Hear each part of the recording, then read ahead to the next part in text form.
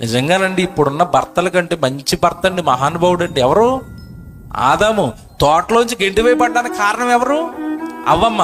పొలంలో పనికెళ్ళడానికి కారణం ఎవరు? అవ్వమ్మ. ఈ గచ్చపొదలన్నీ తవ్వుకోవడానికి గల కారణం ఎవరు? అవ్వమ్మ. చెమటంతా కార్చడానికి కారణం ఎవరు? అవ్వమ్మ. ఇది చేస్తున్నప్పుడల్లా ఒక రౌండ్ వేసాడు ఆవిడ్ని నడి మీద. వేసాడా? వేయడండి, మంచోడు.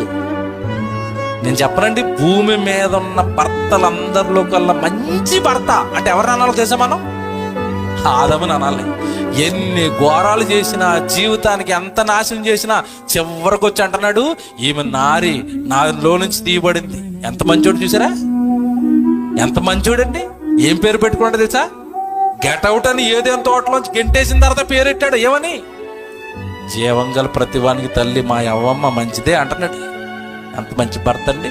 ఈరోజు కూరలో ఉప్పు అయిపోతే కొట్టే భర్తలు ఉన్నారు, లేరా? ప్లేట్ ఇసిరేవాళ్ళు, చిన్న చిన్న పొరపాట్లకు కొట్టేవాళ్ళు, తిట్టేవాళ్ళు లేరండి ఈరోజు. మంచి భర్త అండి.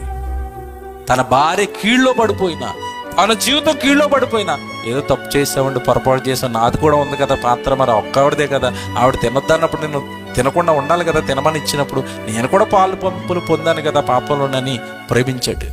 తర్వాత వాళ్ళ జీవితాన్ని దేవుడు నిలబెట్టాడు.